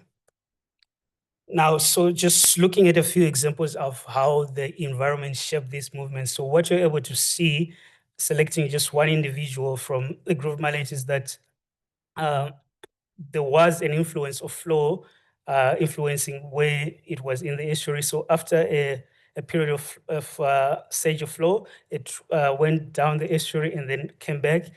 And what we could notice also with striped mallet in the middle is that it was more resident in the lower reaches. So the influence of these environmental variables were not so prominent.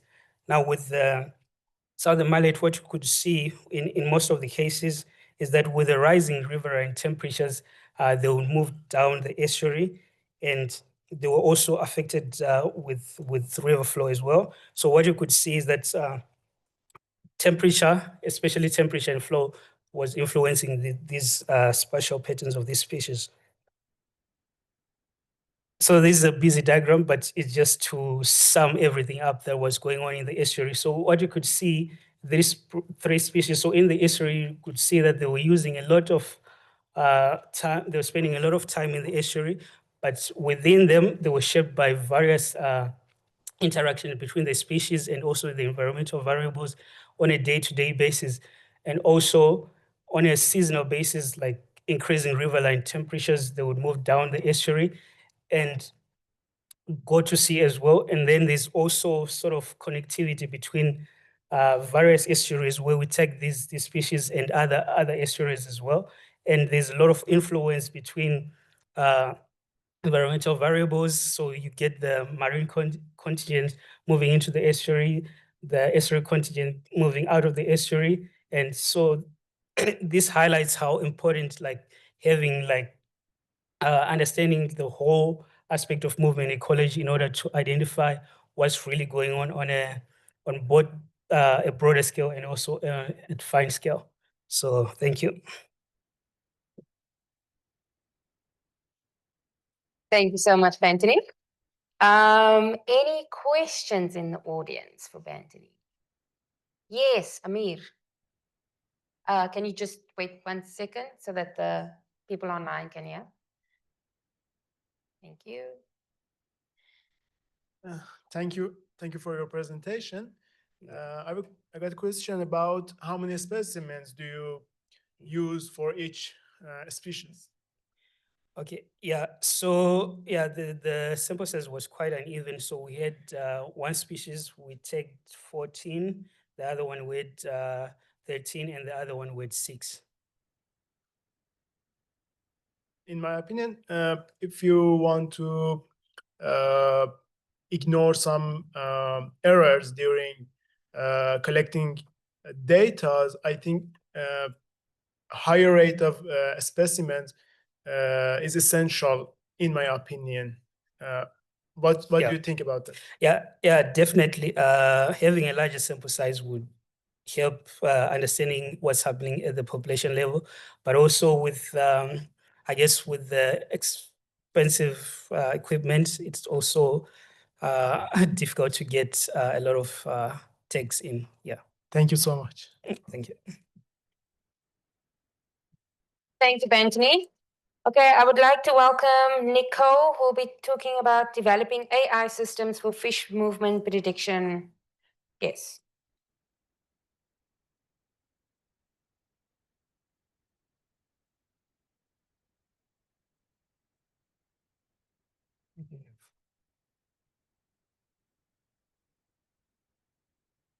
Good afternoon, everyone.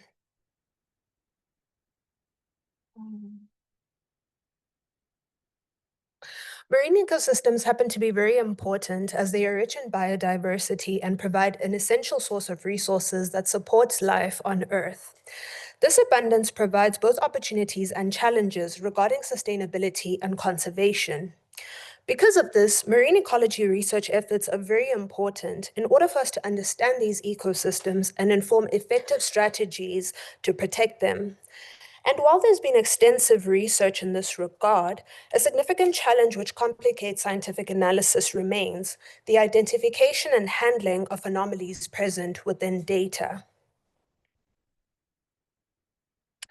An anomaly is an irregularity in data. So as we know, every experimental measurement is subject to some degree of error. And as scientists, it's important that we can account for these errors. Anomalies are traditionally classified into 3 main types. We have point anomalies, and these are single data points that significantly deviate from typical values. Then we have collective anomalies, which are groups of data that individually seem normal, but when considered as a group form an irregular pattern. So if you look at figure B, you can see that fish normally move in groups. But when we look at the orange data points, we can see that those fish are more scattered, which suggests a breakdown of synchronized behavior, which is indicative of a group level anomaly. We also have contextual anomalies, and these are data points that are normal in one context, but otherwise anomalous in another. So if we look at the third figure, we can see that the fish in blue are near the surface. This is normal during breeding season, but if you look at the purple data points, you can see that these fish are at a deep level, which is anomalous in this context.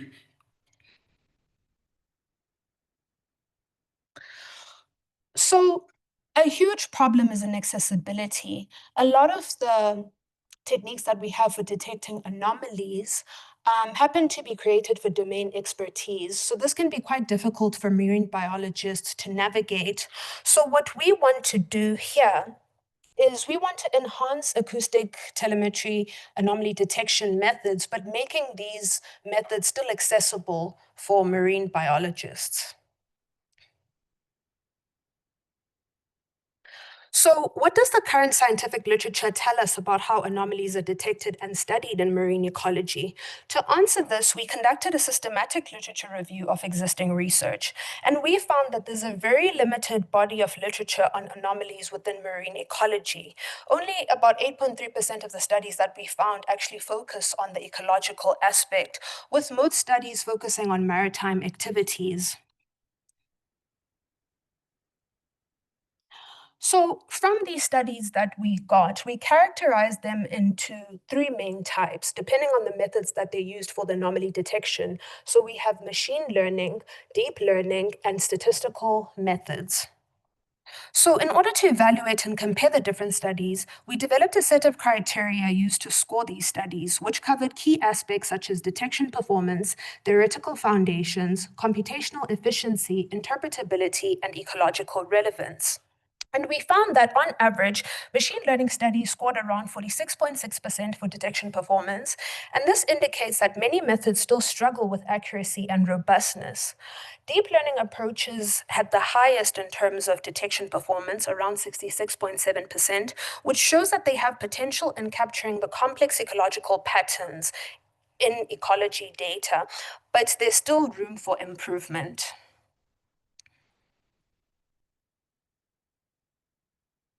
So deep learning has improved detection accuracy, but we have practical deployment challenges.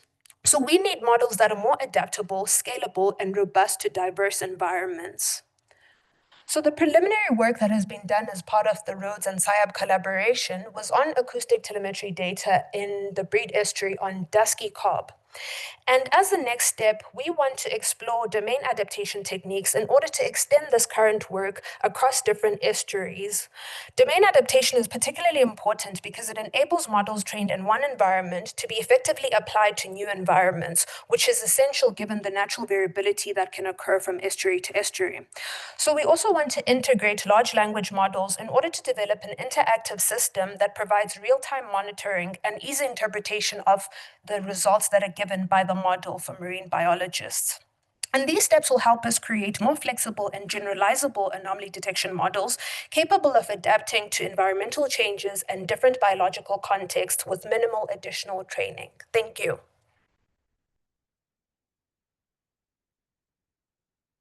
Thank you, Nicole. We have time for one very quick question. Nobody? Nothing? Okay, thank you so much, Nicole.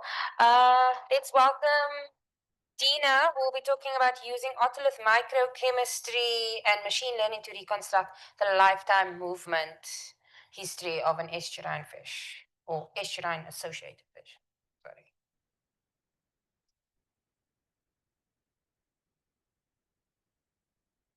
Good afternoon, everyone. Thanks for the introduction, Chair. Okay, so while we wait for my talk, I want to start by apologizing that the machine learning part of my talk won't be included in this talk. I do have some results for it, but because of time, I couldn't include all the slides about it. So let's get to it. Estuary-associated species, they've been mentioned a few times today. So these are the species that use the estuary. And then there's three distinct categories where we talk about the dependent species, the obligate users, and also the facultative users. This differ by the fact that if estuaries are to be removed, what would happen to the population? So I'll be talking about one of those, which is the flathead mullet. It's globally distributed, which makes it an excellent example for this kind of work. And flathead mullet also has been described in different ways across the globe. So some describe it as a facultative estuarine user, and sometimes it's also just found in the marine system. So let's see what happens with flatheads in South Africa. So first of all, we want to understand the connectivity of estuarine-associated species, and there's different methods that have been mentioned today. Some of them including genetics and acoustic telemetry, which was presented just now. So we do see that we get a lot of good information from telemetry, for example, but then we can also be limited by the size of the fish that we can tag and also the battery life of the tag. So what happens before the fish is tagged? So what happens with the smaller fish, like the larval life or the juvenile phase of a fish? And then we also want to see the entire lifetime of the fish. So as I mentioned, the battery life will be limiting because if it's small, then it might just be 1 year. And we want to see if what we see with the movement, is it the whole lifetime or is it just one part of it. So otolith microchemistry becomes the solution that can kind of complement acoustic telemetry. And luckily, Tambani has introduced what otolith microchemistry is earlier. So why we use the otoliths is because they do absorb the environment, chemical environment around them. And then we also know that there is a relationship that has been validated between strontium and barium that are in the otolith with the salinity in the environment, meaning that high strontium tend to represent marine environment, and then high barium tend to represent freshwater environment. And then using this method, we can get a window into the early life stages of a fish from when it was smaller. So this is where the study took place. And here, the only thing I want to highlight is the salinity difference between lower reaches, middle reaches, and obviously the sea. And then, so this is an otolith that we processed. And when you look at the information that you can get from an otolith, the circle in the middle is the core. This is where the life began. And then that's from 0 day all the way until the end of life at the edge. So here, what I wanted to show was the larval life, which is the dark part. And then the end of the larval life is shown by the green arrow there. And then when you look at the results, you can see that, so the marine, the blue represent the sea, the brackish is the whole estuary. And then you can see that almost all the life began in the marine life. Obviously, I didn't show all the fish here. And then the transition is when the strontium went down, indicating the entrance into the estuary of the fish. And then here I just showed fish of different ages. And then the one at the bottom is an older fish, a 4-year-old fish with the arrows showing different ages. And from there, what's interesting is that every year it will go back to the marine environment and come back to the estuary and go back again. So the sub-adults have various estuarine uses. So I've shown that one, and here I have more information about the sub-adults. Some of them are using the estuary a few more times, and some of them are marine-based, like the bottom one here, showing most of the time spent in the marine environment. And then that just shows that there is variability in movement by sub-adults over their lifetime. And then just a few key points to take from this quick presentation is that there's multiple movement strategies which can now indicate partial migration of the fish, whether we have residents or migrants. And also this can be condition dependent, which is when we look at physiological state of the fish and environment, which were explored in other chapters. And then in terms of connectivity implication for estuary-associated species, we see that estuarine use is not uniform.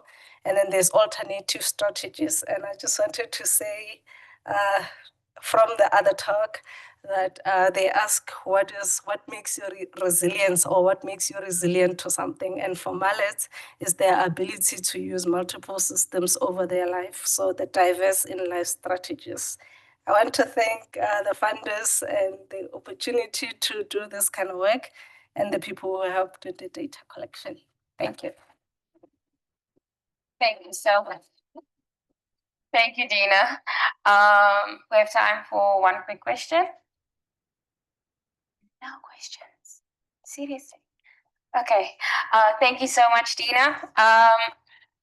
Okay, we have an online talk by Jessica, who will be presenting on a systematic review of photo identification using natural markings in rays.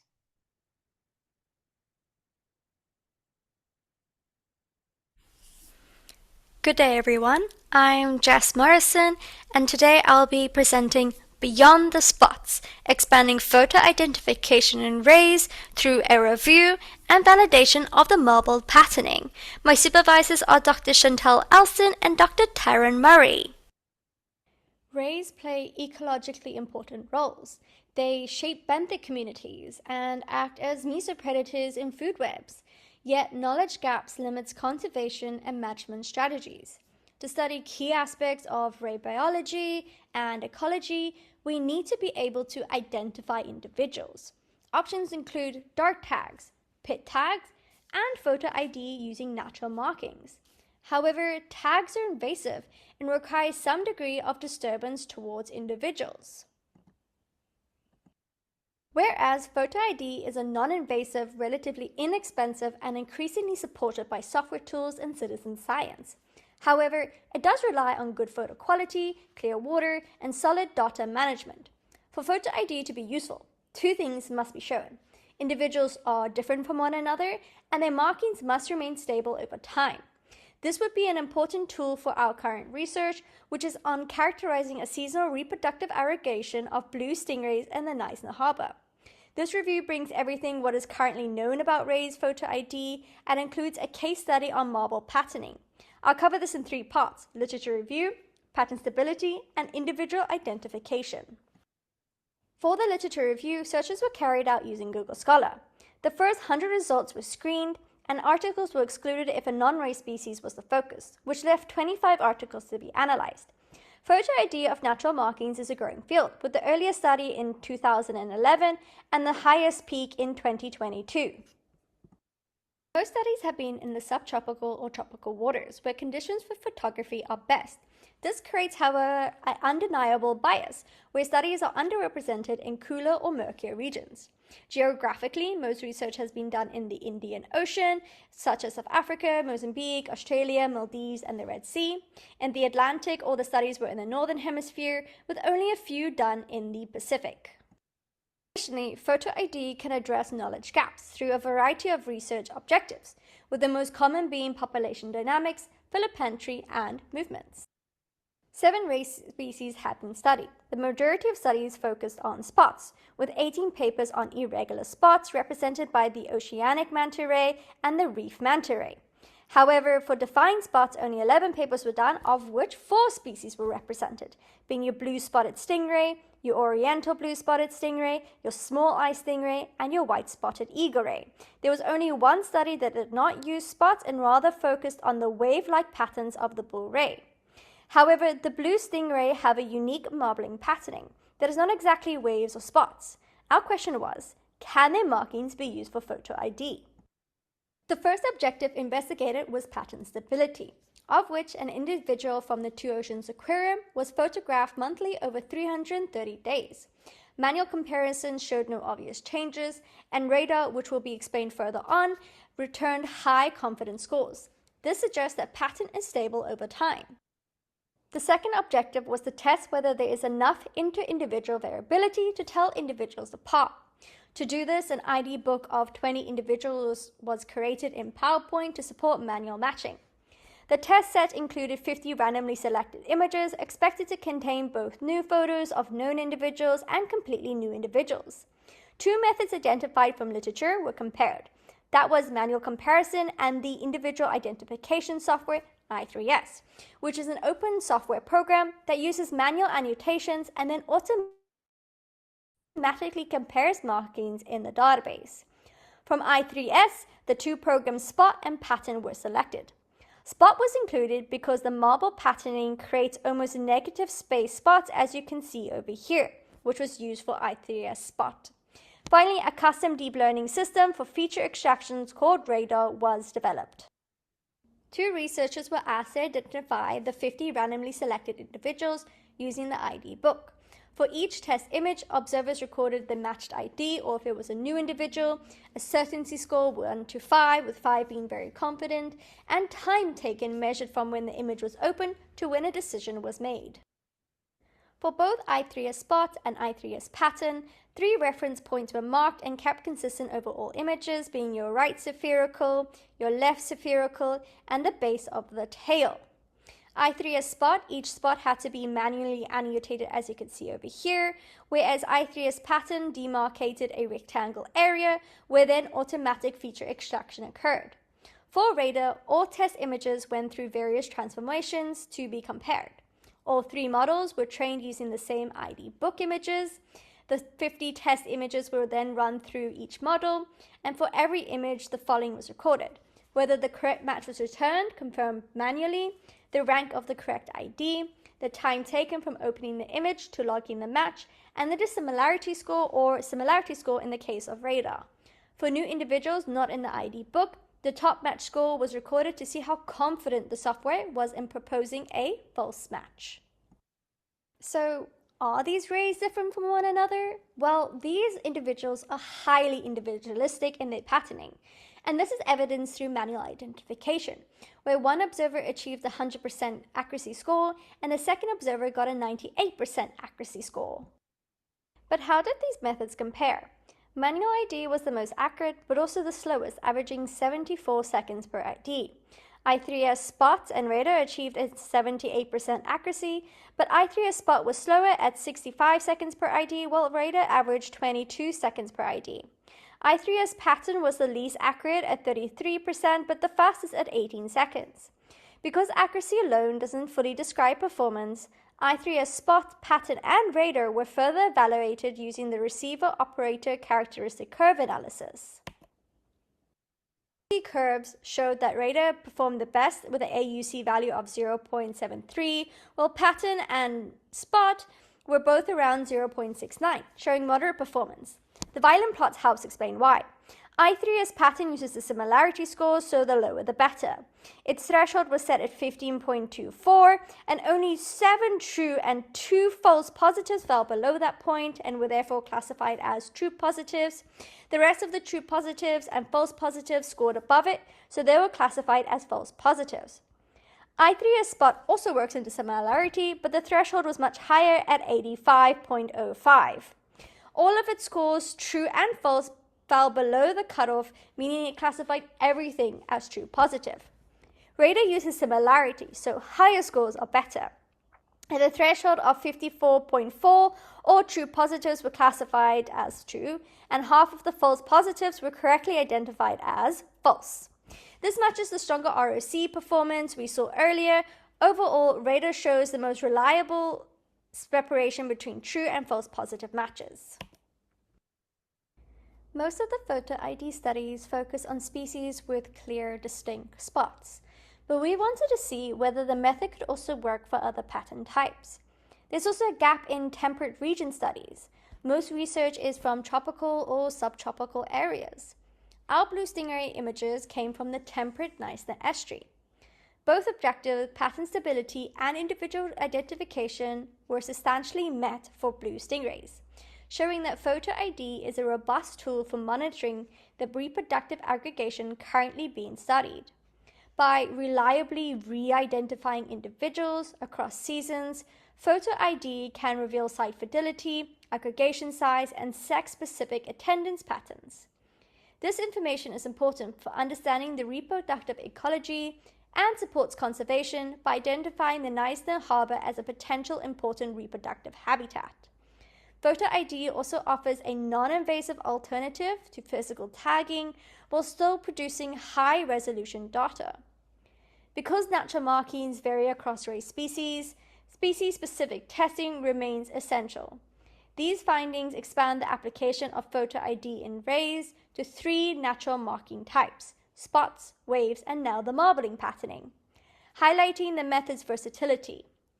Incorporating such approaches across a wider range of species will strengthen the capacity to monitor populations, assess site fidelity, and inform conservation strategies for vulnerable ray species.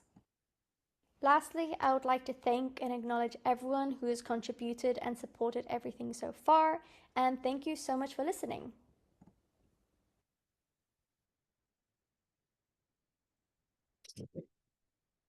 Thank you very much for that talk. I love the images. They're really cool animals, those. Fun to look at. Do we have any questions? Oh, we've got to have at least one question. Otherwise, we're running ahead of time. Okay. We don't have any questions. Yes, we are running ahead of time for 2 reasons. First of all, speakers, you have been awesome. You've been keeping to time. Spot on in 99% of the time, which is great. And the reason we're running early, because there's no questions. So I think let's adjourn for tea and then we'll carry on after tea. Cool. Cheers.